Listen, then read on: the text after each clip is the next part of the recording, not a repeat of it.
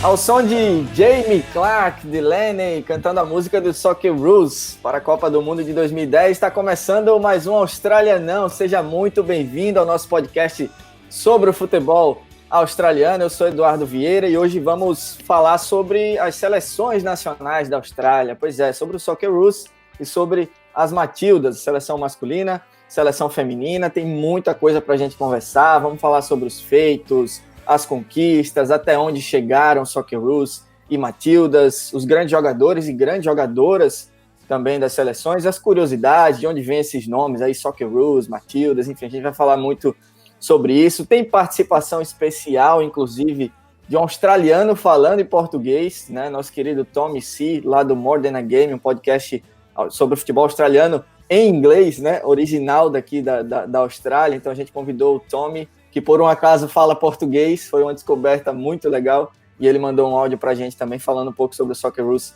e as Matildas. Então, prato cheio para esse programa de hoje. Já mandando um abraço também para a galera que nos apoia, a galera do Camisa 7 Kits, né? Você segue lá o pessoal, Camisa _7 Kits no Instagram, e você consegue também ter desconto, inclusive desconto do intervalo de jogo e do Australianão. Camisa 7 _Kits. Você tem 15% de desconto se você disser que viu o Camisa 7 Kits aqui no Australianão. Os caras têm camisas sensacionais. Estamos aqui, ó, eu hoje estou de Melbourne City, João está de Benfica, o Gui está de Madureira. É Rússia.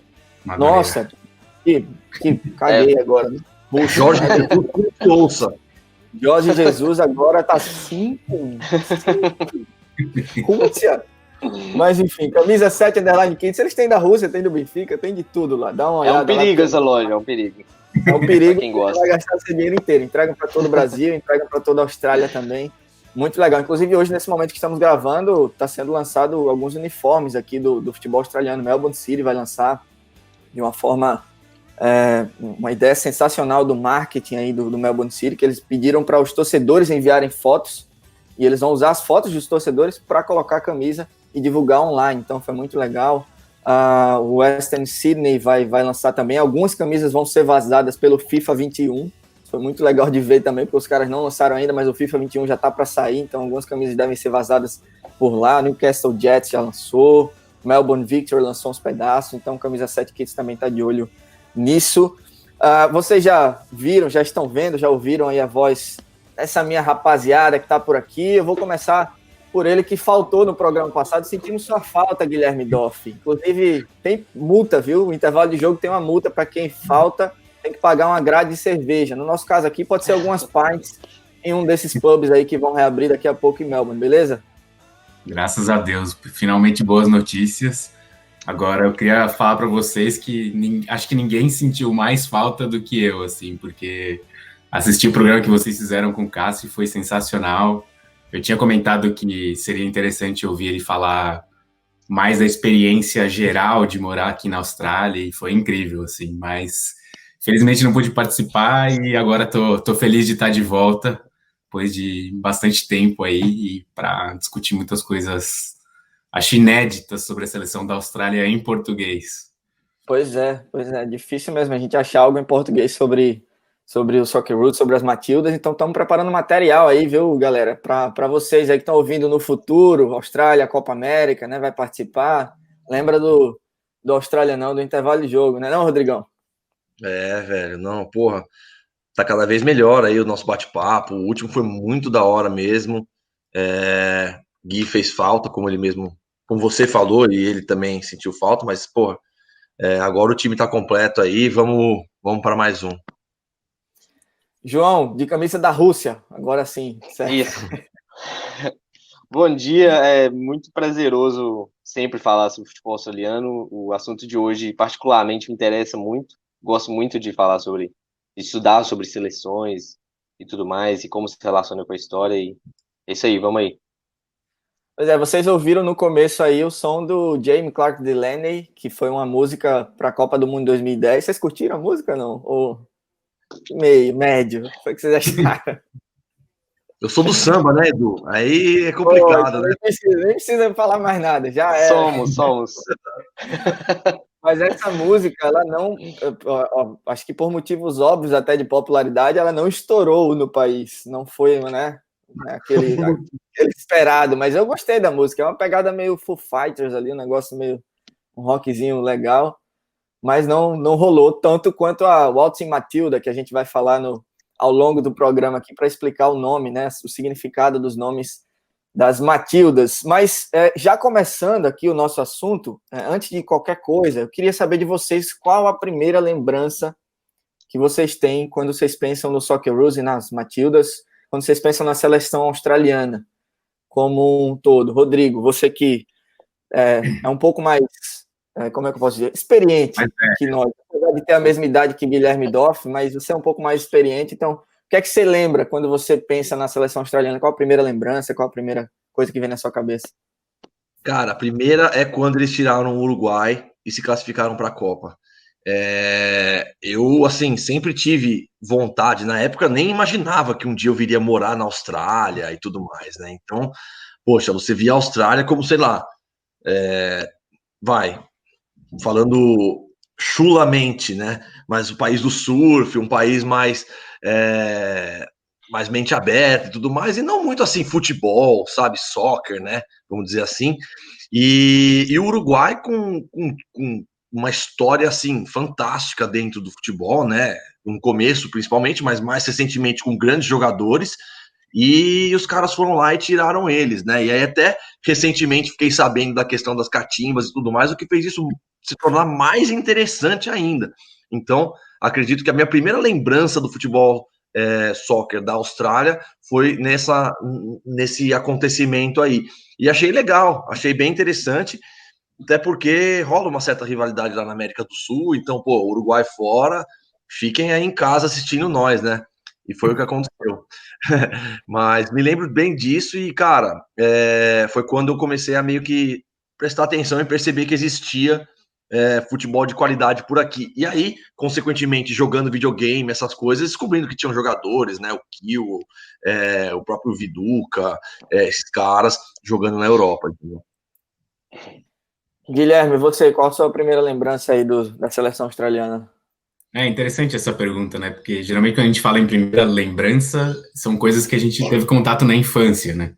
E assim como o Rodrigo, eu acho que dá para dividir em dois, assim. Eu, como bom amante do futebol, jogava muito Championship Manager quando eu era menor e gostava de escolher times estranhos. Então, quando eu era criança, eu tive contato com esses primeiros jogadores da década de 90 da Austrália, mas ainda era uma coisa, tipo, super exótica, esquisita e tal. E foi uma coisa que foi e passou, assim, eu não lembrei muito e tal.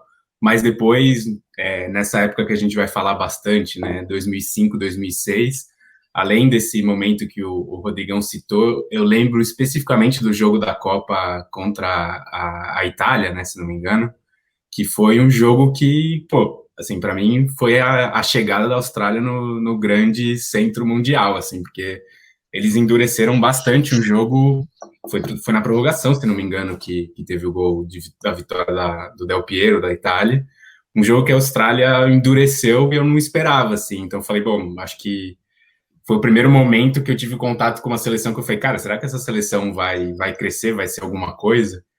E a partir daí, depois eu nunca mais lembrei de novo, mas enfim, foi a primeira lembrança que eu tive, assim. Bacana, bacana. E aí, João, e você? A minha primeira era o Tim Cahill comemorando na Copa de 2010. Eu não lembro o jogo, não lembro o gol. É que quando eu penso no Tim Cahill, o primeiro gol que me vem à cabeça também é na Copa do Mundo, mas é 2014, né? Que ele fez aquela pancada da entrada da área. Eu acho, né? Controlando. Yeah. Não, acho que é isso. Não, a minha lembrança é exatamente essa também. É o gol do Tim Cahill ali em 2010 contra a Holanda.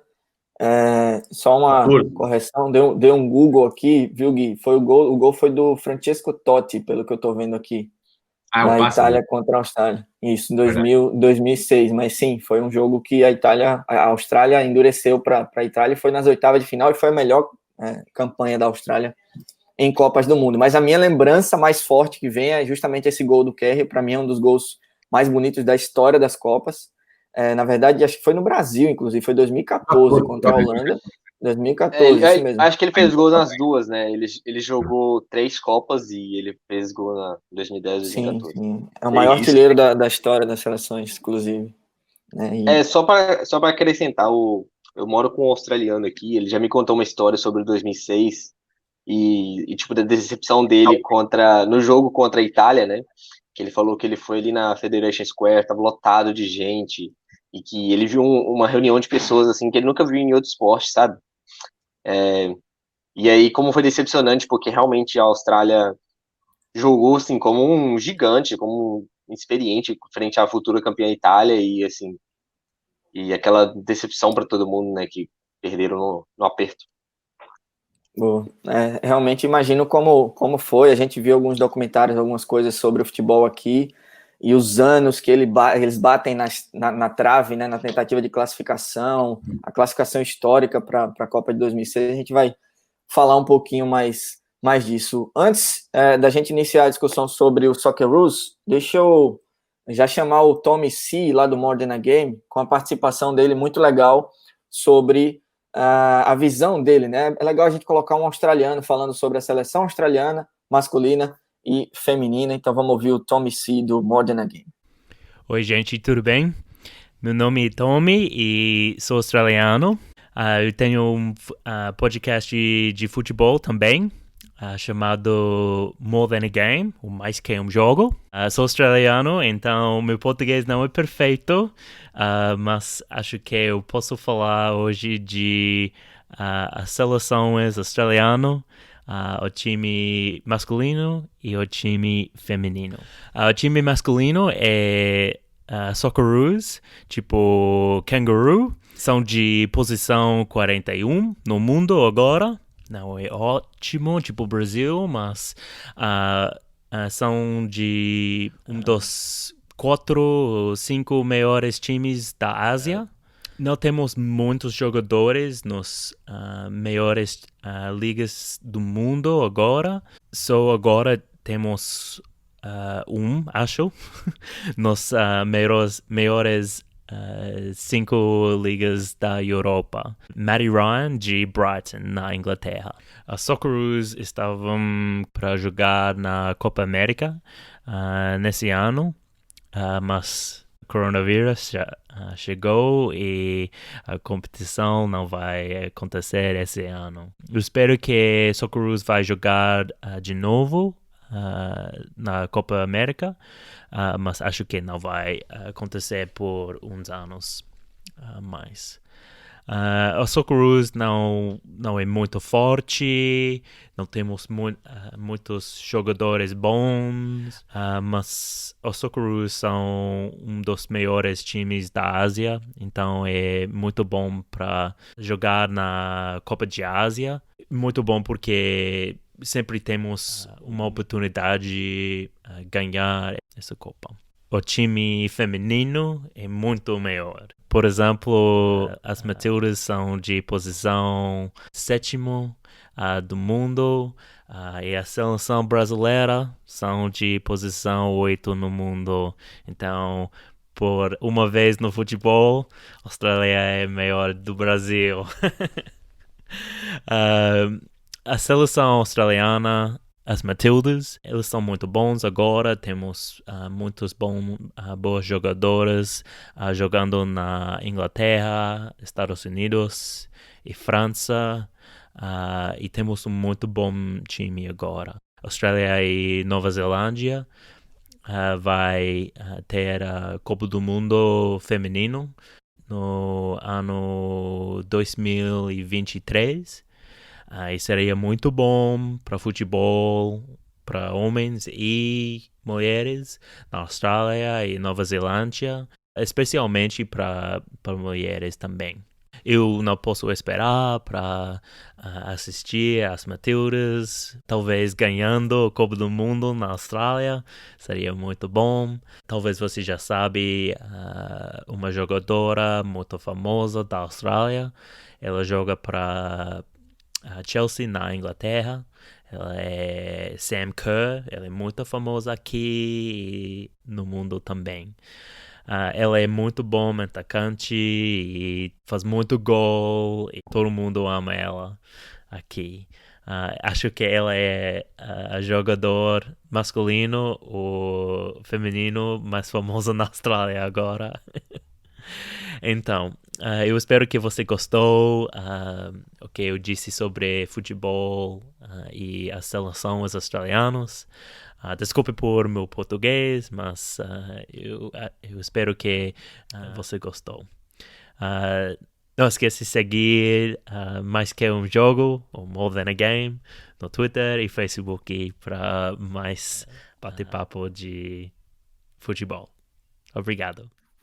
Esse é o Tommy C, lá do Modern Game. Muito, muito legal ver um australiano falando português desse jeito, muito bem, né? Com as dificuldades lá da conjugação verbal, mas até a gente que fala português, a gente tem essa dificuldade. Mas, pô, Tommy, parabéns, muito obrigado pela sua participação. O Tommy, ele é casado com uma brasileira, então já morou no Brasil acho que 6 meses, há algum tempo. Então, por isso ele tem esse português legal, escreve muito bem em português também. E o podcast deles é muito legal, Modern Game. Galera, então, e é muito legal ver ele falando aí sobre essa divisão aí, Socceroos e Matildas, né? As mulheres, o time feminino é muito melhor, como ele falou, né?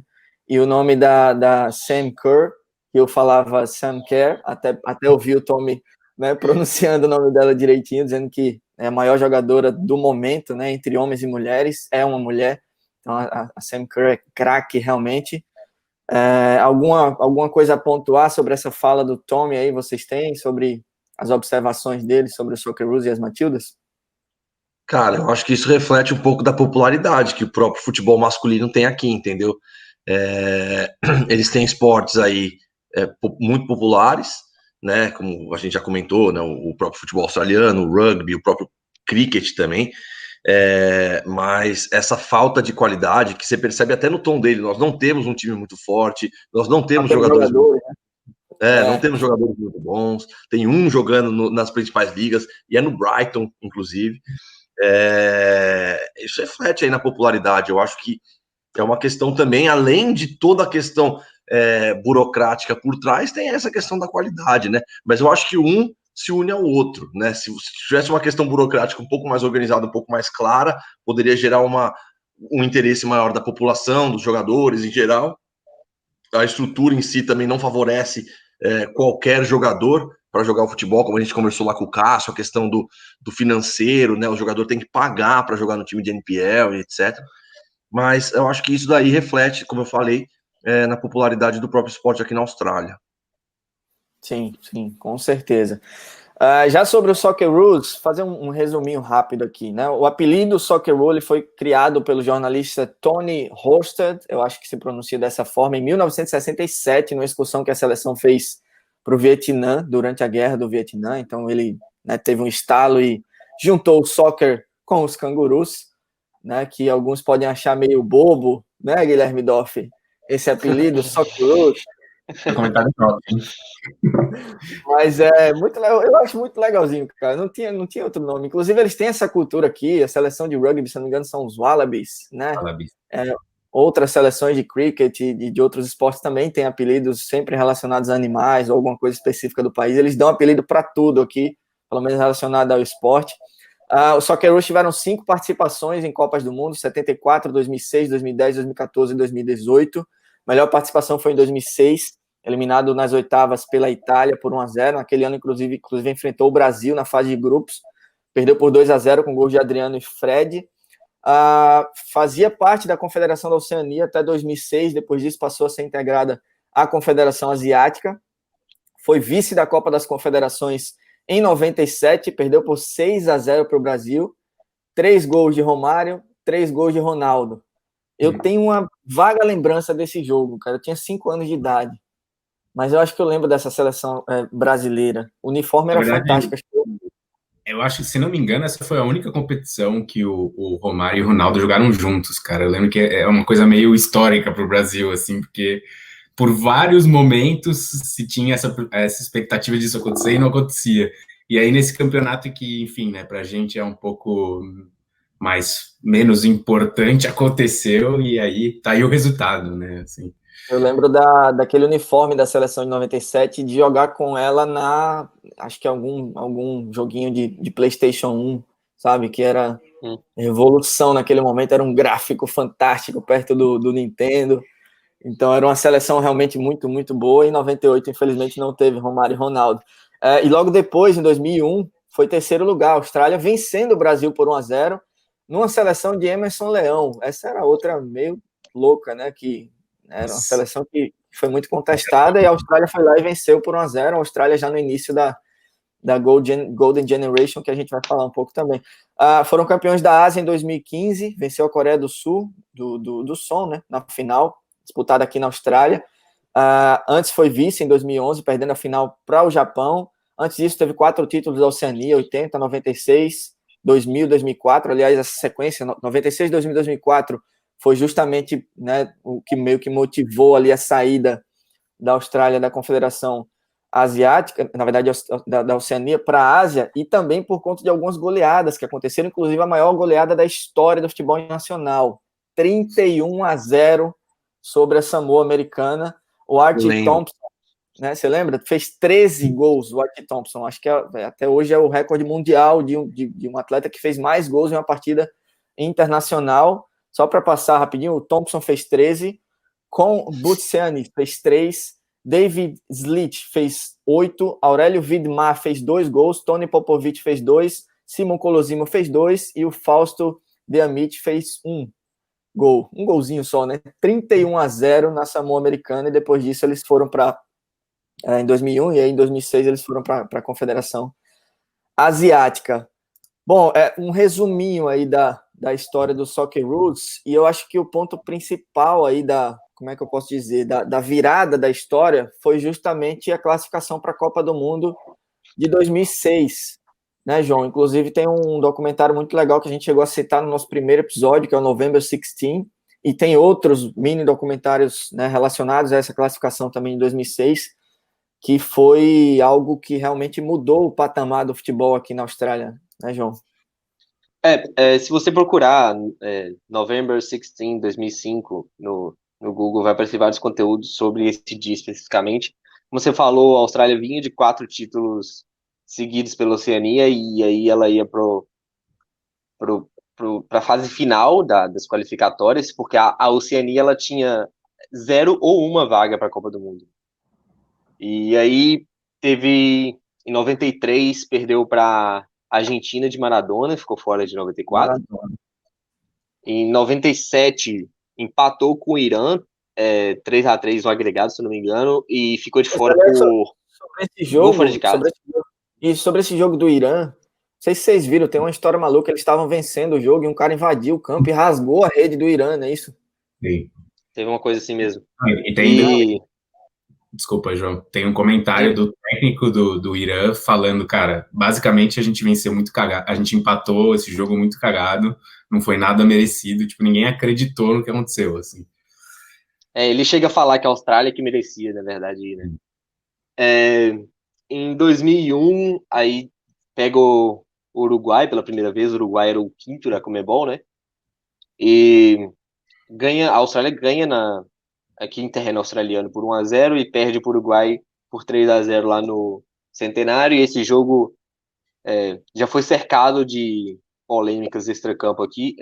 Que a seleção chegou lá no Uruguai, no aeroporto, fizeram uma revista maluca de malas lá da seleção, seguraram os caras por horas no aeroporto, para os caras irem descansar da viagem longa, né? Depois teve uma recepção agressiva também, o torcedor metendo o dedo na cara dos jogadores, assim, na saída do aeroporto e tal. E aí, beleza, a Austrália ficou fora, né, da Copa de 2002.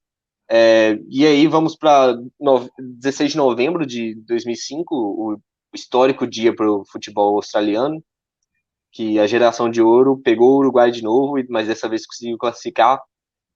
O primeiro jogo foi no Uruguai, foi 1-0 para o Uruguai. E aí na volta no Sydney Olympic Park, 1-0 para a Austrália, gol do Marco Berciano, naquela emoção, assim, o jogo estava muito carregado, estádio lotado, já tinha aquele sentimento de vingança contra o Uruguai, aquele sentimento de sempre bater na trave. E a Austrália conseguiu empatar o placar agregado e levou nos pênaltis. E também tem história muito legal no extracampo sobre esse papel de vingança também australiano, que nesse documentário mostra que eles compraram todas as passagens da business class, né, que é a classe mais executiva, assim, né, para nenhum jogador a delegação uruguaia não pegar a classe executiva, eles tiveram que ir de econômica, e aí os caras estavam viajando para a Austrália, aquela viagem longa de novo, e cansados do jogo, e os caras não conseguiram fazer, tipo, alongamento, essas coisas, tiveram que fazer, assim, no corredor, tem umas coisas loucas, umas filmagens sobre isso, e dessa vez a Austrália conseguiu reverter, e foi um dia muito heróico para o futebol australiano, assim, os relatos sobre o jogo são muito emocionantes, assim, diz que todo mundo estava sentindo uma energia muito boa no estádio, e meio que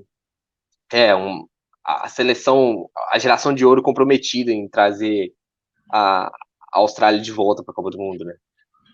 Como é que foi a história da mandinga lá, da maldição que havia era Moçambique, se eu não me engano? Vocês pegaram, eu não consegui entender o que foi que aconteceu ali nos anos 60, algum cara jogou uma maldição lá para a Austrália, eu não entendi o porquê que eles fizeram isso. Muito explicado. Na verdade, eu também não entendi de onde começou isso, mas o João começou a falar a história mais recente de 93, né? Mas essas sucessivas eliminações, elas começam um pouco antes, acho que desde da década de 70, assim. E cara, assim, todo mundo...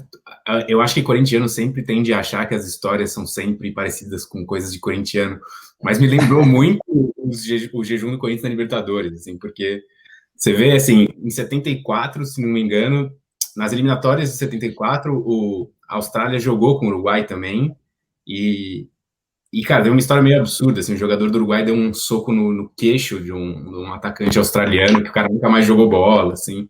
Só que a Austrália foi para essa Copa. E depois disso, tiveram várias eliminações, sendo que a maioria não tinha explicação, assim. Os australianos achavam que tinha uma coisa zicada.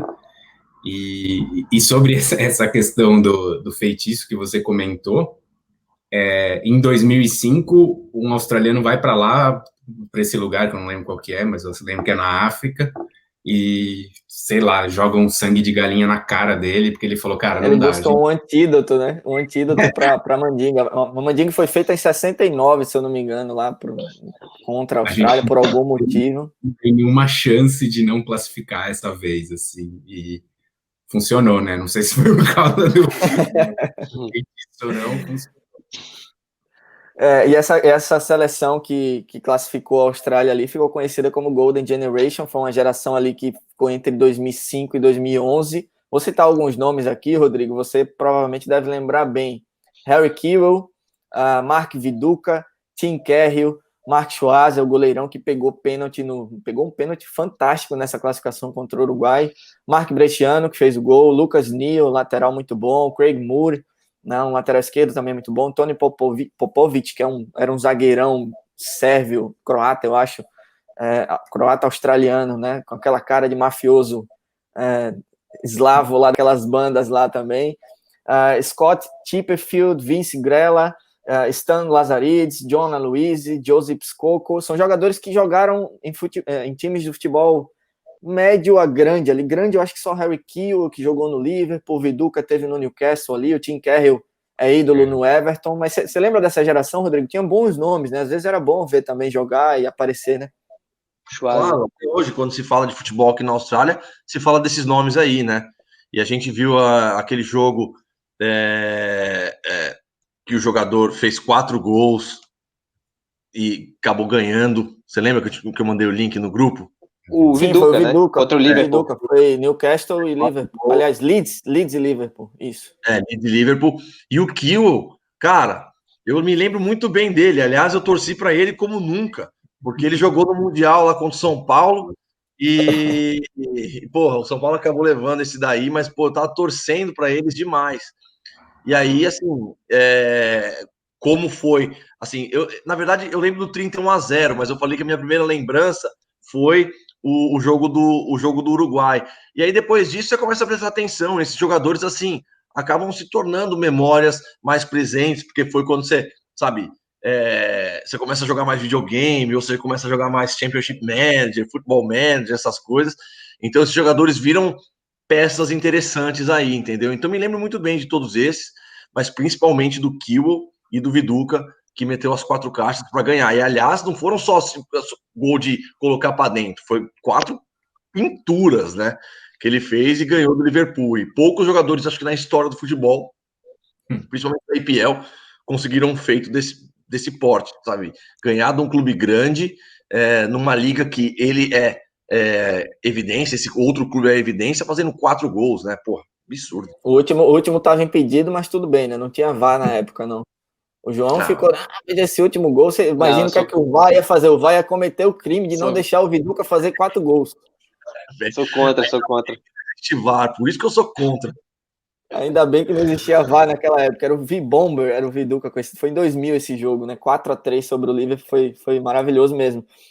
O Kiewel, eu acho que só não foi maior pelas lesões, eu acho que ele teve que fazer 14 cirurgias, se eu não me engano, foram inúmeras lesões que ele teve. Ainda jogou no Leeds, jogou no Galatasaray também, voltou para a Austrália no final da carreira, jogou no Victor, jogou no Melbourne Heart, que hoje é o Melbourne City. Eu lembro bem do Schwarzer também, porque o Schwarzer ele foi bicampeão seguido da Premier League por Chelsea e Leicester sem entrar em campo.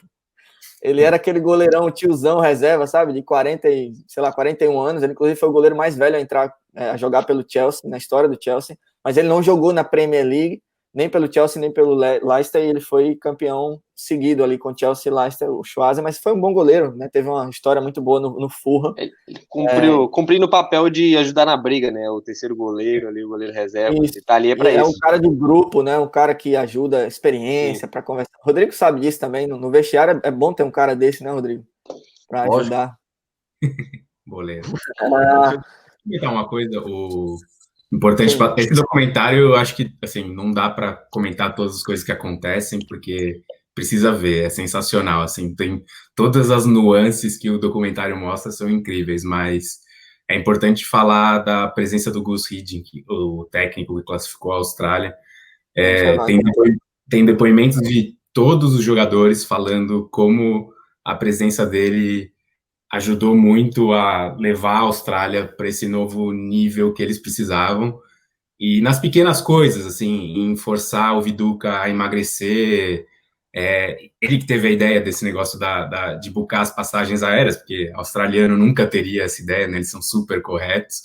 E até coisas mais sutis, assim, né? Os australianos acharam super estranho que ele ofereceu uma garrafa de vinho quando eles estavam concentrados. É bem interessante a presença do Gus Hiddink, tanto pelo lado de dar a confiança que os jogadores precisavam, e também por um lado meio professor Pardal, assim, tipo, no jogo final ele queria colocar o goleiro reserva para pegar os pênaltis, o que acabou não... Kalak. O Kalak, que era reserva do Milan. Acho que era Zlatko Kalak, acho que é assim que pronuncia o nome dele. Era eterno reserva do Dida, no Milan, naquele Milan meados dos anos 2000. E ele estava aquecendo, só que aí um jogador... A Austrália já tinha feito todas as substituições, né? E um jogador... Aliás, tinha mais um jogador que sentiu lesão e acabou não podendo colocar o goleiro reserva. Então é bem curioso ver o documentário inteiro, mas fica aqui meu voto para a presença do Gus Hiddink mística nesse time.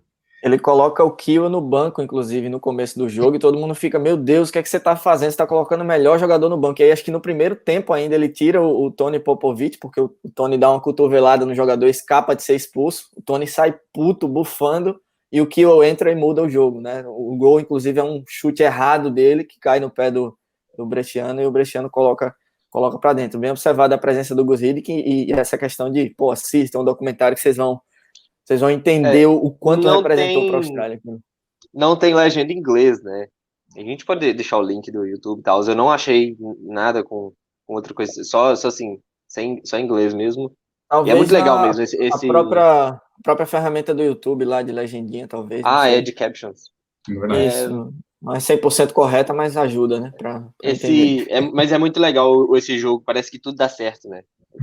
Até o que dá errado dá certo, é muito louco isso. Eu lembro que os caras no documentário mesmo falam que rolou um certo alívio, que o cara teve que sair e não puderam trocar o goleiro, porque, tipo, o Schwarzer foi lá e salvou tudo depois. É muito louco. Bom, sobre a atual seleção, como o Tommy C falou, eles são 41, né? Posição 41ª no ranking de seleções mundiais. Já teve na 14ª posição em alguns anos. Foi a melhor colocação da seleção australiana, provavelmente nos anos da Golden Generation. Hoje o técnico é o Graham Arnold, que é um tiozão, coroa experientíssimo, gente finíssima. Já vi algumas entrevistas dele, ele é um engraçadão. E eu vou citar alguns jogadores que hoje fazem parte dessa seleção, né? O Matt Ryan, que é o goleirão do Brighton, o único australiano na Premier League. Outros jogadores importantes, o Milos Degenek, que é do Estrela Vermelha, né, da Sérvia, zagueirão. O Harry Souta é um zagueiro do Stoke, que está aparecendo agora. Inclusive, é um zagueiro que tem 3 jogos e 4 gols pela seleção australiana. Zagueiro. É uma média incrível, tem quase 2 metros de altura, deve 21 anos só, deve aparecer muito bem nos próximos anos aí na Premier League. O Ryan Grant, que é aquele lateral, o Mullet Man do Sydney, né, que fez o gol do título do Sydney FC. Voltem aí 2 casas no nosso australiano para ouvir mais sobre o Ryan Grant e sobre o Sydney. Tem um lateral do Başakşehir da Turquia, que é o Aziz Behich, que é turco-australiano. Então falam que é muito bom jogador, ainda não vi jogar, mas eles elogiam bastante o Aziz Behich. Falam muito bem também do Jackson Irvine, acho que é assim que pronuncia, Jackson Irvine, alguma coisa assim, do Hull City. Ele, inclusive, acabou o contrato dele com o Hull, ele está à procura de um novo time lá na Premier League, mas é um bom jogador, um volante cabeludo, que, né, controla o jogo, assim como o Aaron Mui, que é o principal dono da seleção hoje, que hoje está no Shanghai Spig, saiu do Brighton para a China, no meio de uma briga diplomática entre Austrália e China, foi execrado aqui pela torcida australiana, mas está lá o carequinha Aaron Mui.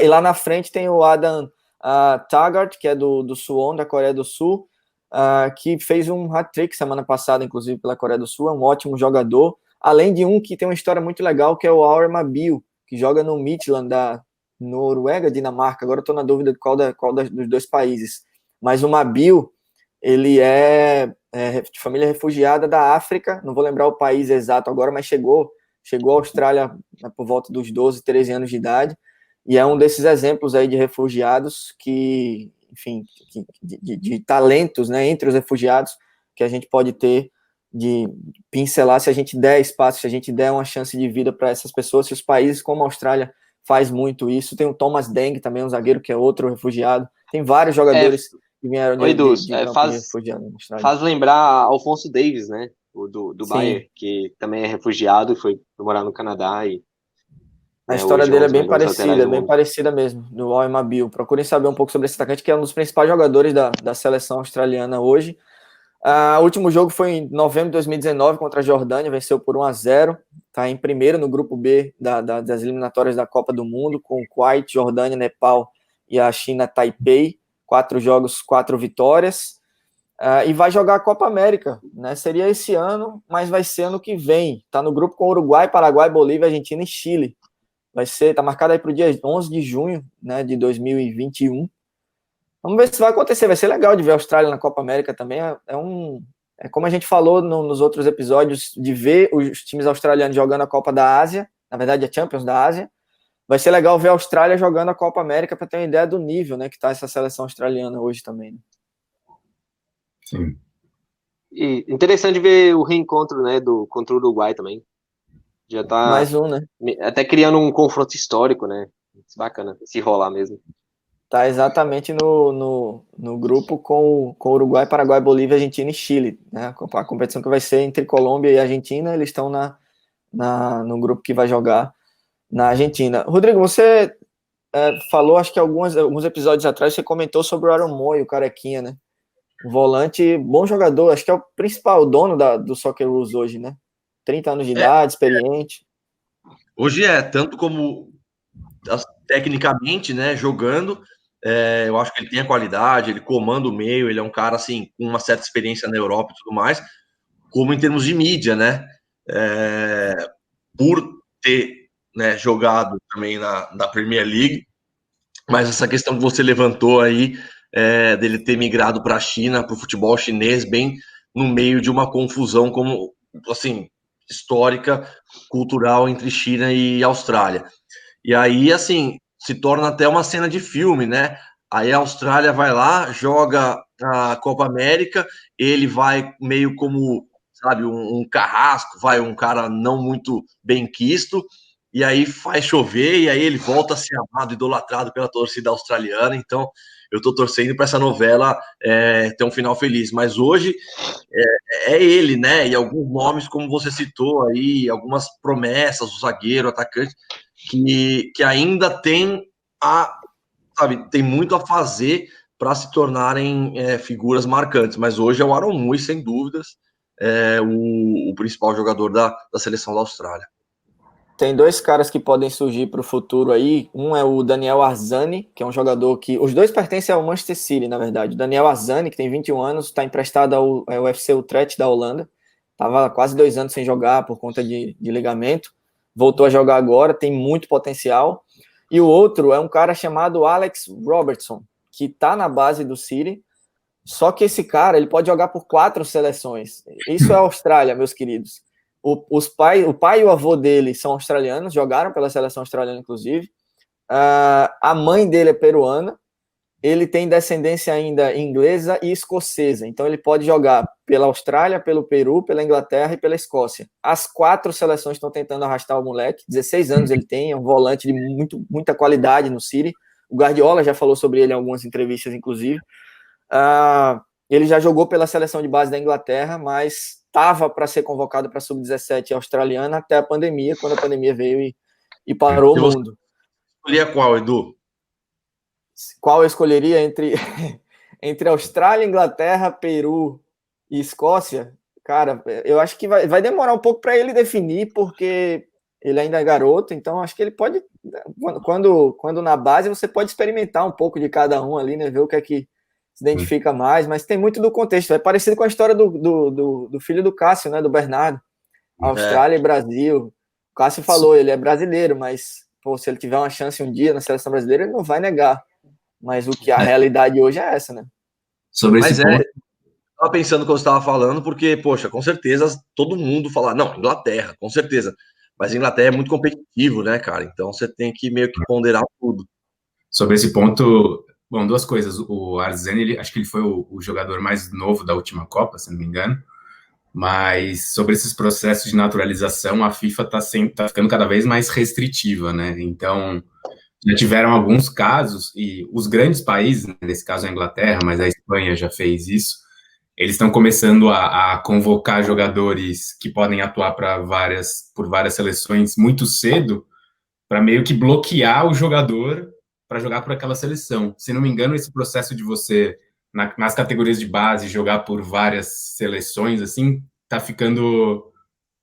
sendo mais proibido, assim, para no futuro você poder mudar, assim, tá sendo mais restrito. Então, enfim, é só uma coisa que os jogadores, eles também estão pensando mais antes de começar a atuar por uma seleção, eu acredito.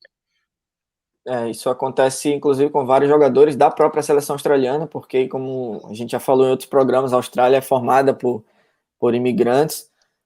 Tem alguns jogadores recentemente que foram convocados para a seleção escocesa. Teve um específico, o Lyndon Dykes, acho que é assim a pronúncia, estava para ser convocado para a seleção australiana. Escócia, ele escolheu a Escócia mesmo. Tem uma história muito legal do Christian Vieri. Vocês sabiam que o Vieri tem a nacionalidade australiana também? O Vieri nasceu na Itália, mas cresceu aqui, parte da infância e adolescência dele. O irmão dele nasceu em Sydney, o Max Vieri, e jogou pela seleção australiana, o Max Vieri. O Christian Vieri, não, o Vieri ruim jogou aqui, o Vieri bom não jogou. Mas o Vieri... O Vieri bom quase jogou no Botafogo de São Paulo. Teve isso no final da carreira dele. Há quem diga, inclusive, que ele fala com o sotaque australiano, quando ele fala inglês, né? O sotaque carregado australiano, porque ele cresceu mesmo em Sydney, e como eu falei, o irmão dele morou aqui. Então tem muitas histórias dessas de jogadores que podem jogar, e vamos ver o que o Alex Robertson vai escolher, se vai ser Austrália, Inglaterra, Peru. Eu ficaria na Inglaterra, mas vai depender muito do potencial dele, né? De como ele se enxerga também como jogador. E só uma última coisa sobre o Socceroos, vocês já ouviram falar de Agenor Muniz? Algum de vocês ouviu esse nome, Agenor Muniz? Quero ver se vocês fizeram o dever de casa agora, Agenor Muniz.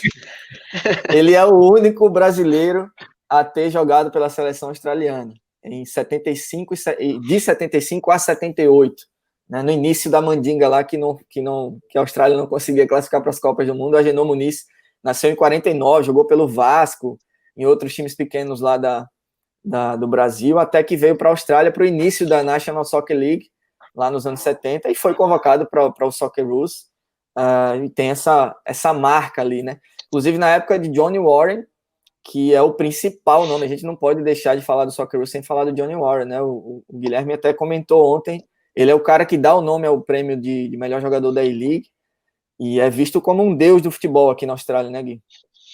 Sim, é interessante que esse documentário que a gente estava falando, ele comenta muito o fato do futebol ser um esporte marginalizado aqui na Austrália, né? Então você tem outros esportes, rugby, cricket e o Aussie Football Rules, que eles sempre tiveram mais impregnados na cultura australiana, e o futebol nunca se acreditou que ele pudesse crescer, assim, e tinham poucas pessoas que falavam, cara, assim, enquanto vários australianos falaram que era um jogo para mulher, homossexuais e imigrantes, tinha algumas poucas pessoas que falavam, cara, se a gente colocar um apelo comercial aqui e começar a fazer jogador, isso aqui vai ser enorme. E uma nota meio triste, mas ele acaba falecendo um pouco antes, né, desse jogo histórico que a gente comentou tanto em 2005, e os narradores gritam o nome dele, assim, no momento de emoção, muita gente fala para ele, porque ele foi assim, a impressão que se dá é que chegou no momento que ele falou que ia acontecer, enquanto ninguém acreditava que isso pudesse acontecer, fora ele, né? Ele escreveu um livro chamado Sheila's Wogs and Puffs, que é justamente mulheres, né, homossexuais e imigrantes. É meio que justamente isso. O futebol na Austrália era visto como jogo de mulheres homossexuais e imigrantes. Você vê, né? Totalmente ao contrário do mundo. Negócio louco de acreditar. Mas o Warren, ele foi um ativista aí do futebol durante a sua vida. Edu, só para acrescentar nessa ideia aí, isso tem um passado histórico do futebol marginalizado nas colônias inglesas, né? Na verdade, a Inglaterra, nas colonizações preferidas, assim, Canadá, Estados Unidos, África do Sul, Austrália, Nova Zelândia, na Índia também, introduzia muito o cricket e o rugby, né? Esses eram os esportes dos universitários, dos ricos e tal, e o futebol sempre foi levado ao mundo pelos marinheiros ingleses, não necessariamente pelos colonizadores, né? Então, a história do futebol é, de fato, assim, um esporte mais marginalizado, e é engraçado que não tenha funcionado na Austrália, né? Que aqui, na verdade, o que pegou mesmo, além do cricket, foi o rugby. O rugby se divide em duas modalidades, vamos dizer. E aí adaptaram o rugby para um cenário ainda mais violento, que é o futebol australiano, né? E pois hoje o futebol, o clássico futebol aqui na Austrália é apenas o quarto, né? Só para fechar a questão do Socceroos, tem 2 brasileiros que estão, né, prestes a jogarem também no futuro próximo devem jogar pela seleção australiana, que é o Bernardo Oliveira, filho do Cássio, que a gente comentou no programa passado, que já joga pela seleção sub-15, jogou pela 15 e já jogou pela sub-16, e o Rafael Rodrigues, também do Melbourne City, ambos são do Melbourne City, também tem nacionalidade australiana, e tem outro garoto que está lá na base do Juventude, o Rafael Hatch, que é filho do Fernando Hatch, que jogou muito tempo aqui no Brisbane e no Adelaide United, e o Rafael está lá na base de Juventude, no Rio Grande do Sul, mas tem nacionalidade australiana, pode pintar um dia por aqui. Todos eles têm entre 16 e 18 anos, então pode ser que no futuro próximo a gente veja falar muito desses jogadores. Fechado o assunto Socceroos, vamos passar para as Matildas, né? A seleção feminina, que, como o Tommy C falou no começo do programa, são muito, mas muito melhores que os homens. Inclusive, elas conseguiram um feito histórico, que foi igualar os pagamentos, né, que as atletas recebem quando são convocadas, quando participam de copas, competições, aos pagamentos feitos aos homens, né? Foi a primeira seleção no mundo a conseguir isso. Esse é o principal, podemos dizer de longe, o principal feito aí desse pagamento igualitário, tanto para homens e mulheres, que as Matildas conseguiram. São sétima colocadas. Hoje é difícil, a gente tem que transferir tudo para o feminino e fazer justiça, porque tem que ser. Então são sétima colocadas hoje no ranking mundial de seleções, à frente do Brasil, como o Tommy brincou, pelo menos nisso elas são melhores que o Brasil, mas são de longe melhores que o Brasil. Mas só sobre o nome Matildas, né, é uma história interessante de se contar. Assim como o Socceroos, que é um nome meio bobo, Matildas eu acho que é mais bobo ainda. Matildas vem de uma música chamada What's in Matildas, que a gente vai tocar aqui daqui a pouquinho. Esse nome foi definido ali em 95, numa eleição que foi feita pela Australian Women's Soccer Association, junto com a SBS, que é a principal TV aqui do país. Fizeram uma votação nacional para escolher um nickname, né, um apelido ali para a seleção feminina. As 5 opções finais foram The Soccer Twos, Blue Flyers, Waratahs and The Glory Kids ou Matildas, né? E venceu de forma esmagadora as Matildas, mas elas não eram, né, jogadoras, o país não era imediatamente fã dessa decisão, porque o nome Matilda vem de uma famosa música folclórica australiana, que é considerada uma espécie de hino nacional, o segundo hino nacional do país. Só que a gente não entende o porquê. A história é um resuminho, é a história de um cara que rouba uma ovelha, é perseguido pela polícia e acaba se afogando. Ele se joga no rio, se mata para fugir da polícia e se torna um fantasma. E a Matilda era a mochila que ele carregava, uma trouxa que ele carregava de roupas, uma trouxa improvisada, que era a Watson Matilda dele ali. Watson é uma expressão que vem do alemão, né, fala um pouco sobre as pessoas que viajam pelo outback australiano, com um chapeuzinho, com aquelas rolhas balançando para escapar das moscas. Então a Watson Matilda era meio que a trouxa de roupa dele, e aí as meninas ficaram conhecidas como as trouxas, as mochilas, as trouxas não no sentido de besta, né, mas as trouxas de bag, né, as mochilas. E aí tipo não fazia sentido, mas o que essa história também faz sentido da Watson Matilda, da história do cara que roubou uma ovelha e se matou para fugir da polícia? É uma espécie de segundo hino nacional. Vamos ouvir um trechinho dessa música na versão do Slim Dusty, que é uma versão meio country ali da Watson Matilda. Once a jolly swagman camped by a billabong under the shade of a coolabah tree. He sang as he watched and waited till his billy boiled. You'll come a waltzing Matilda with me. Waltzing Matilda, you'll come a waltzing Matilda with me. He sang as he watched and waited till his billy boiled. You'll come a waltzing Matilda with me. Muito bom, muito bom. Waltzing Matilda. É uma música country, que é um hino não oficial, é a Evidências da Austrália, então. Boa. Evidências com uma história menos... Não vou dizer que é menos sofrida, porque o cara se mata, né? Mas menos de sofrência, talvez. Mas é bem gostosinho de ouvir, e tem várias versões. Tem versões do André Rieu, que é aquele violinista, né? Famosão, tocando aqui em Sydney, ela meio que com a ópera ali. Tem versões de crianças cantando. Então você imagina isso na escola, né? As crianças cantando. E as Matildas vêm desse nome, mas elas não gostavam não, só que hoje são bem populares, e o nome Matilda se tornou bem popular também. Ô Edu, só fazendo um adendo aqui sobre a história, né?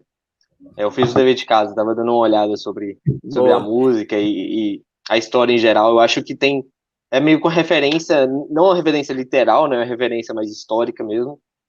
E meio referente também aos Bushrangers na história da Austrália, que teve um processo que teve parecido nos Estados Unidos também, de que os cowboys, eles iam andando, tipo, para as regiões inexploradas, e tem essa, do século XIX, na Austrália especificamente, tem aquela identidade nacional desbravadora, assim, de explorar o Outback e etc. Eu acho que vai meio que nesse sentido, assim, entendeu? Entendi. Então, pode ser que tenha que faça realmente algum sentido essa referência aí a Watson Matilda. Um resuminho sobre elas: foram 3 vezes campeãs da Oceania, 94, 98, 2003. Uma vez campeãs da Copa da Ásia, em 2010. Também ganharam a AFF, que é uma competição entre as seleções do Sudeste Asiático. Campeãs do Torneio das Nações em 2017, que contou com Estados Unidos, Brasil e Japão. E em 2019, que contou com Coreia do Sul, Nova Zelândia e Argentina. Essa 2019 foi aqui na Austrália. E embora seja uma das mais fortes seleções do mundo, elas nunca ganharam nem Olimpíadas, nem Copa do Mundo. A melhor campanha em Copas chegaram até as quartas de final, 2007, 2011, 2015. Mesma coisa nas Olimpíadas, a melhor classificação foi em 2016, no Rio de Janeiro, e em 2004, em Atenas. É aquela história da seleção boa que nunca ganhou nada, né? Dá para traçar um paralelo com a masculina, para a gente meio que ter uma visão. Alguma seleção, tipo a Holanda. A Holanda ainda foi Holanda. Mundial, né? Mas ainda ganhou o Mundial lá em 70, nos anos 70, mas é isso, ela sempre... Aliás, perdão, Holanda... é verdade, não ganhou. A Holanda perdeu a final de 74, 78, né? Perdeu para a Alemanha Ocidental em 74. Depois da Argentina também. Isso. Bem corrigido, perdão. Mas era uma seleção revolucionária, né, o carrossel holandês. É um bom paralelo, Holanda. Holanda com históricos de seleções fantásticas, não sei como nunca ganhou nada. Assim como é também essa seleção australiana, porque sempre endurece, as Matildas sempre endurecem para a Suécia, para Estados Unidos, para a Alemanha, Brasil, né? Tem confrontos históricos com o Brasil, inclusive eliminações da Copa do Mundo, mas bate sempre na trave, né? Será que agora 2023 vai para a seleção australiana, para as Matildas, que vai ser em casa? Assim, algumas coisas aqui que a gente estava comentando. Eu acho interessante como na cultura australiana essa questão que você estava falando das Matildas, os símbolos são importantes, né? Então, eu estava pensando outro dia, até escrevi sobre isso, por que a Austrália joga de amarelo e verde, né? Porque a bandeira é azul e vermelha, e também é por conta de uma florzinha que vocês devem ter visto bastante aqui, que chama Golden Wattle, que é a flor do país e tal. Mas, enfim, sobre a seleção feminina, eu acho importante a gente mencionar, eu falo isso várias vezes, mas eu acho bem importante que, assim, o sistema de fornecimento de esporte aqui, ele é público, né? Então, como é que isso funciona? O governo federal, ele repassa verbas para as federações de esporte e, em troca, as federações de esporte precisam entregar resultados para o governo, assim. Quais são esses resultados? Não é lucro, na verdade. Pode ser várias coisas, né? Tem vários tipos de resultado. Mas um deles, e talvez o que é mais aparente, é que todos os esportes aqui precisam entregar mais participação de diversos tipos de minorias, assim, mas entre elas, feminina, assim. Então, é muito curioso ver como todos os esportes aqui, nos últimos tempos, fizeram um processo estruturado, assim, de fortalecer o esporte feminino. Fazendo essa introdução para entrar na sua resposta, eu acho que a Austrália chega muito forte para a próxima Copa, porque esse é um processo que já vem de anos, e agora eles vão querer investir muito, um processo similar às Olimpíadas de 2000, assim, né, em casa, mostrar para o mundo que a Austrália tem chance de bater de frente com os Estados Unidos, com todas as outras seleções. E, cara, para mim, assim, eu acho que tem muita coisa para rolar ainda, né? Principalmente nesses tempos de pandemia e tal, mas eu acho que vai chegar como favoritaça, para usar um termo da ESPN Brasil. Favoritaça, grande Arnaldo Ribeiro. Só uma observação, a Copa do Mundo 2023 foi escolhida aqui na Austrália e Nova Zelândia, mas muito se fala que seria a Copa do Mundo masculina de 2022. Seria aqui, não fosse o Catar com os petrodólares comprando votos. A Austrália também se candidatou para a Copa do Mundo masculina, mas não venceu, o Catar levou, e aí falam que a FIFA, meio que como um afago, deu a feminina para a Austrália, que vai ser um evento maravilhoso também. Importante dizer que, desculpa te interromper, nos primeiros processos, o Brasil estava também para essa Copa do Mundo feminina, foi uma coisa que passou totalmente desapercebido, né, no Brasil, porque no Brasil não se fala praticamente futebol feminino. Mas o Brasil depois acabou tirando... Na verdade, todo mundo tirou a candidatura, né? A FIFA, desde as primeiras passagens, falou que a candidatura da Austrália e da Nova Zelândia juntas era mais forte, mas o Brasil estava junto aí também.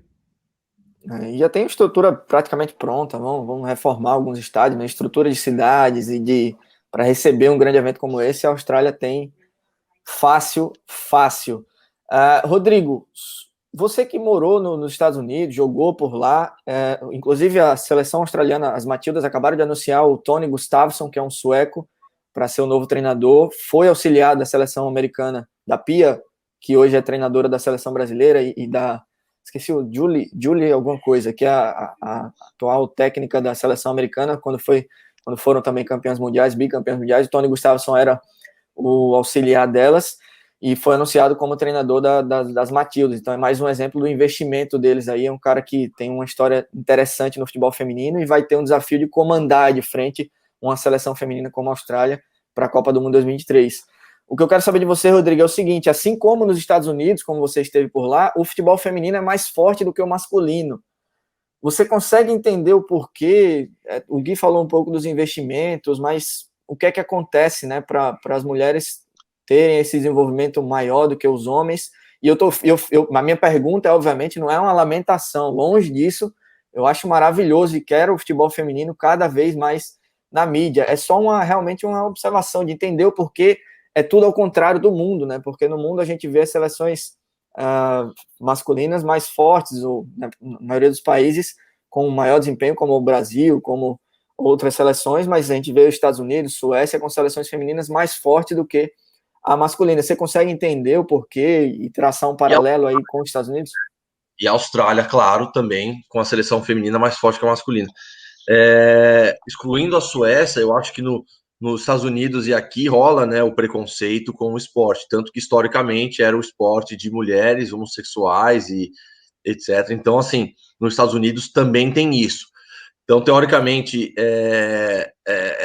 assim, por ter um histórico vencedor, a seleção americana feminina, ela acaba, assim, favorecendo mais a prática do futebol, do soccer lá, por mulheres, né? Então, assim, se você é homem, por uma questão racista, vamos dizer assim, você vai escolher ou o beisebol, ou o futebol americano, ou o basquete.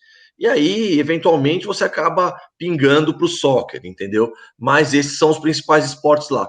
Para você ter uma noção, para quem conhece a estrutura do futebol, do esporte universitário americano, eles têm a NCAA, que é a liga que organiza, tem algumas outras ligas, mas é a NCAA que organiza tudo, e na divisão 1 tem 215, times de men's soccer e mais de 300 times de women's soccer na divisão 1. Então são 3 divisões, divisão 1, 2 e 3. Só na 1 tem muito mais feminino. Então é um esporte muito mais praticado. E aí você olha, por exemplo, University of Florida, que é enorme, nem tem futebol masculino, mas tem o time de futebol feminino. Algumas outras, USC na Califórnia, por exemplo, não tem o masculino, mas tem o feminino, entendeu? Então é um esporte que acaba trazendo mais resultados assim internacionais para o país e se tornou mais popular por uma questão de racismo, entendeu? Acho que eles levaram ao pé da letra que era um esporte mais para mulher do que para homem por lá, que acho que é a mesma coisa que acontece aqui. Então eles têm outras opções quando homens, né, vamos dizer assim, australianos em si para jogar, e aí em último caso acabam migrando para o futebol, entendeu? Então não é um esporte muito valorizado por lá. E também não é um esporte muito valorizado no Canadá, que é o vizinho deles lá, né? E aí você começa a traduzir, você começa a fazer algumas comparações, a liga americana tem um modelo que muita gente discorda, que é aquele modelo de franquia, sem rebaixamento, sem promoção, como aqui na Austrália também. Então, assim, a própria estrutura do esporte desfavorece uma outra questão que você levantou, o futebol masculino, né? Então, poxa, lá na Austrália, aqui nos Estados Unidos, os caras olham a Inglaterra como principal, e lá tem promoção, rebaixamento, briga, Champions League, blá, blá. E lá é um pouco diferente, entendeu? Então, acho que por isso, por tudo isso, acaba que o futebol feminino lá é mais valorizado. Porém, nos Estados Unidos, o esporte mais praticado é o soccer também, que de crianças de 5 a 10 anos, homens e mulheres, todos jogam futebol lá. É o primeiro esporte, é o esporte que você é introduzido nos Estados Unidos, é o soccer. Então, assim, é uma matemática que não fecha aí, não tem uma explicação exata. O contexto histórico vai longe, assim como no país, você falou do futebol americano, do basquete, do beisebol.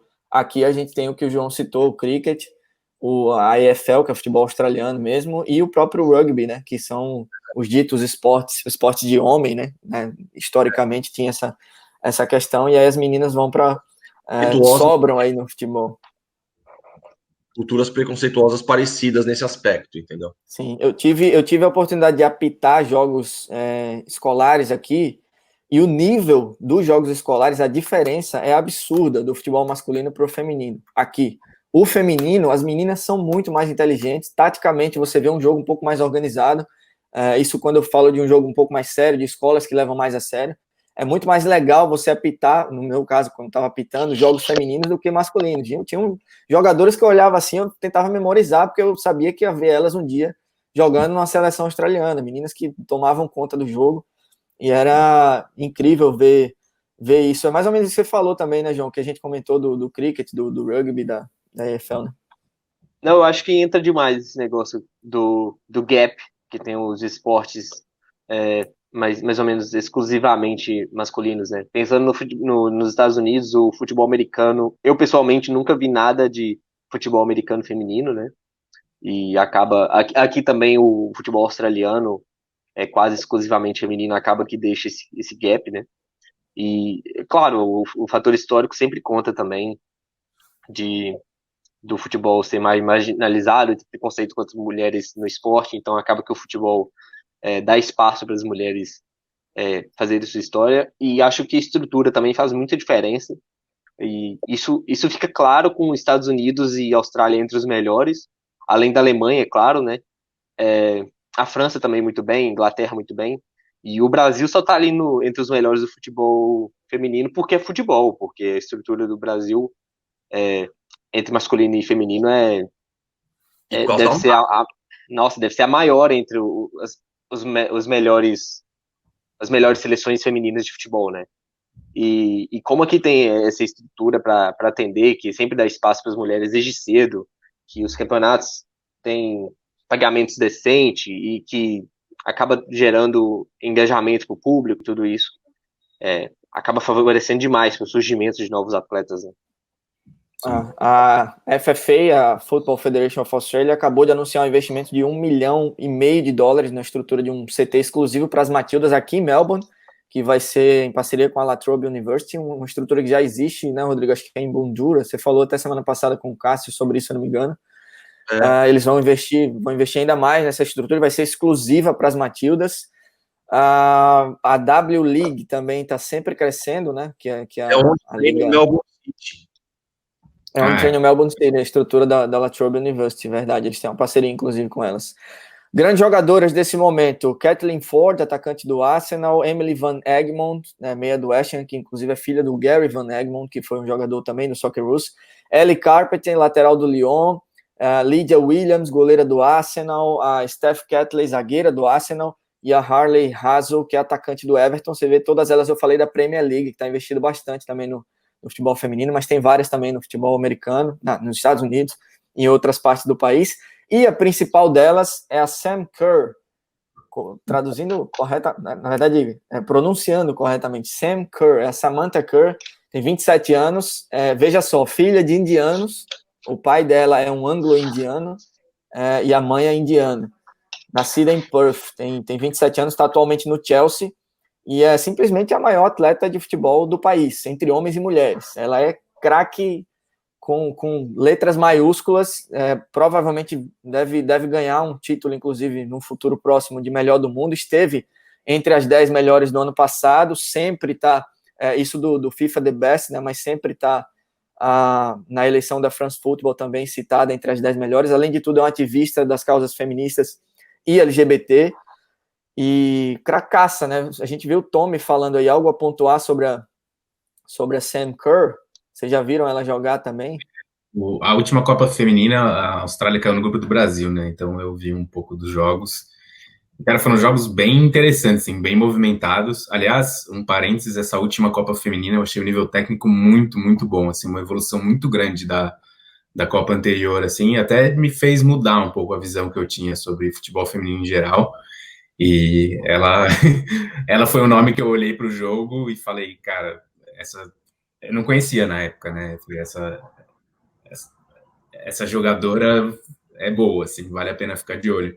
E a contraponto disso foi que a Marta fez uma Copa já de fim de carreira, assim, né? Jogou bastante com o nome, infelizmente. Eu queria muito que ela viesse para cá, para a Austrália, para a gente ver ela por aqui, cara. Será que ela vem?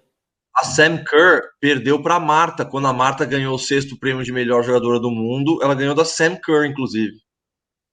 Estava entre as melhores. Ela, inclusive, é a maior artilheira da história da Liga Americana e também da Liga Australiana. Então, tem gol. Balançou as redes muitas vezes. Fala, João, você ia comentar?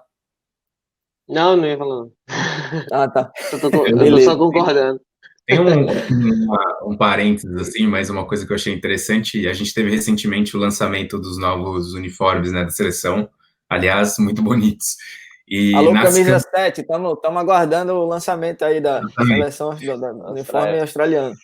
E eu achei muito interessante, assim, porque foi meio chocante para mim, assim, quando nas campanhas oficiais dos uniformes tem mais jogadoras femininas do que masculinas, né? É um jogador masculino e acho que 2 femininas, assim.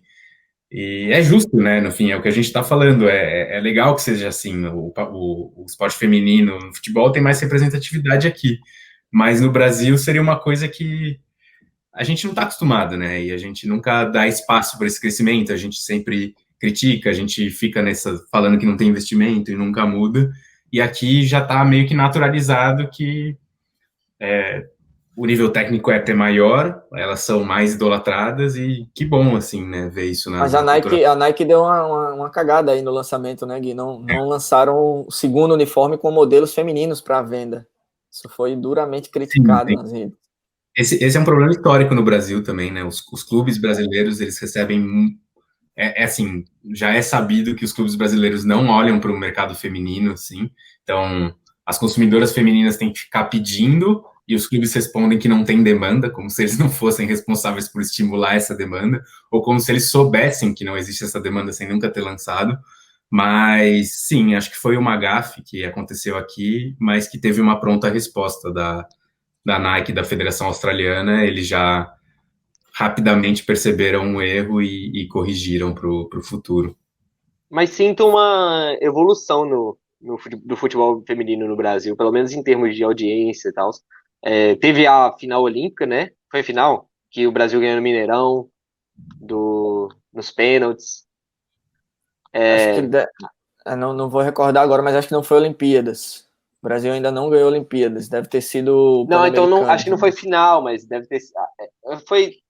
Putz, não lembro o que era. Mas acho que foi nas Olimpíadas que também teve jogo no Mineirão também, que era muito jogo de futebol, né? E não deve ter sido final, mas eu lembro que teve uma decisão de pênaltis no Mineirão.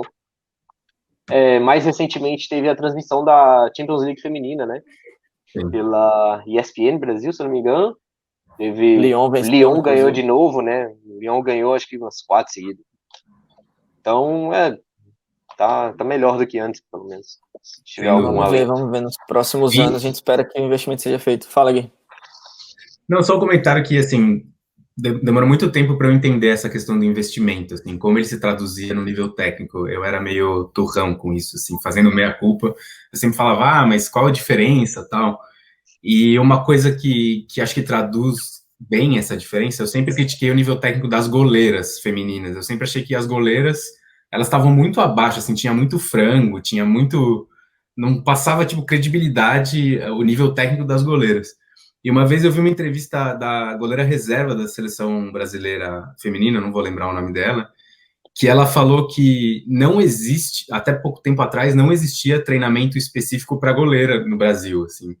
Então, aí você vê, assim, exatamente a realidade de uma diferença de investimento, assim. Por que, né, muitas vezes a gente fala, não ter investimento resulta num nível técnico mais baixo, assim. E, cara, acho que os resultados que o Brasil conseguiu da seleção feminina são incríveis, assim. É maluco que a gente consegue competir com Estados Unidos, Austrália, Suécia, todos esses times, assim. Imagina se a gente tivesse toda a estrutura. João, a produção soprou aqui no ouvido e o jogo que você citou aí foi justamente contra a Austrália.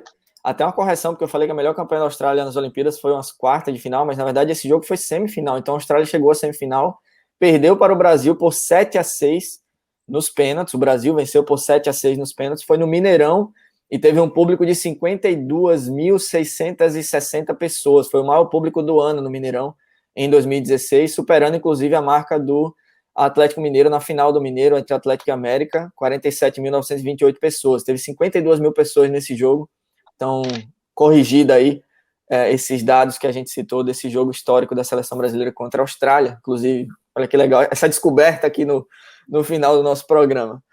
Era tudo planejado. Era tudo planejado. Eu falei para você pegar o gancho mesmo e a produção soprou aqui no vídeo, então obrigado, produção aí do Australianão, fantástico, parabéns à produção. Esse foi o nosso programa, então, sobre Socceroos e sobre as Matildas. A gente espera que vocês tenham gostado. Sigam, né, a nossa página lá no Twitter, A-League BR, sobre o futebol australiano, sobre a A-League, que está se preparando aí para volta da Copa da Ásia, né, o Perth, o Melbourne Victory e o Sydney. Estão se preparando para a volta da Copa da Ásia, que deve acontecer no meio de novembro. Algumas mudanças históricas devem acontecer com relação ao sistema de transferências do futebol australiano, que não existe. Inclusive, se você quiser saber disso, volta, né, lá no primeiro episódio que a gente falou sobre isso, mas novidades devem vir, mudanças drásticas devem ser feitas para criar uma economia interna sobre isso e fazer os clubes terem mais uma fonte de renda, valorizar os jovens jogadores, devem reduzir a cota de estrangeiros também para um futuro próximo, para que os jovens jogadores australianos sejam realmente utilizados e desenvolvidos, e a valorização da base também, das academias dos clubes. Então a gente deve ver mudanças aí para o futebol australiano nos próximos anos. A gente espera estar acompanhando isso aqui junto com vocês no Australianão. Vamos fazer uma votação aqui para a gente encerrar o programa. Vocês preferem Watson e Matilda ou preferem a música do Socceroos da Copa do Mundo 2010? Watson e Matilda. Unanimidade, Watson e Matilda por todo o significado, pelas meninas, para a gente valorizar as meninas também, dê espaço para o futebol feminino, porque é muito legal assistir, e as Matildas estão aí para mostrar isso, que elas são fantásticas. Vou ficar com o coração dividido em 2023, inclusive, se vou torcer para o Brasil ou pela Austrália. Espero estar aqui para acompanhar ainda a Copa do Mundo, mas foi bacana. Rodrigo, muito obrigado mais uma vez pela participação aqui no nosso Australianão. Obrigado. Numa nota final aí, não muito alegre, como foi o nosso bate-papo, um grande abraço aí e meus sentimentos aí ao pessoal do Futsal Oz, que por conta da crise do coronavírus teve que fechar suas portas. Um das principais, assim, o principal centro esportivo de futsal de Melbourne, provavelmente da Austrália, e que sediava algumas competições muito fortes e muito gostosas de estar presente, de praticar lá. Então, pessoal do Futsal Oz, um grande beijo aí, do que precisar, estamos aí. Pois é, bem observado, bem lembrado. Um abraço para a galera do Futsal Oz, já tive a oportunidade de estar lá, Rodrigo também, Guilherme também. Infelizmente foram, né, acometidos por essa crise aí do coronavírus, mas a gente espera que no futuro próximo eles achem uma solução e voltem às atividades aí. Muitos deles nos ouvem, inclusive muitos brasileiros trabalham lá no Futsal Oz, muitos, né, jogam no Futsal Oz. Então a gente espera que a galera encontre uma solução rápida para isso. Guilherme, muito obrigado mais uma vez. Gostei muito da sua camisa do Madureira, cara. Muito legal. Tem uma surpresa aqui, né? Pois é, Tchê. A camisa tem história, acho que vai ficar para o próximo capítulo, mas é uma camiseta que eu gosto bastante, assim. É daquelas comemorativas, né? Que, enfim, sai uma vez por ano só e dá uma diferença dessas camisetas que não mudam nada ano a ano, geralmente. Mas foi muito legal estar de volta, participar com vocês. A gente trouxe bastante história, acho, aqui para discutir, e espero que nossos ouvintes tenham aprendido alguma coisa hoje, assim. Legal. Valeu, João. Camisa da Rússia. Mais uma vez, isso. Falando certo. Agora foi. É isso, muito obrigado. Sempre um prazer estar com vocês. O papo de hoje é excelente, como sempre. E é isso aí, até a próxima. Valeu, galera. Esse foi o nosso Australianão. Muito obrigado pela sua audiência. Inscreva-se no canal no YouTube, segue a gente no Spotify ou no Deezer ou em outros agregadores que vocês podem nos ouvir. Um abraço a todos vocês e fiquem aí com Watson Matilda, Slim Dusty.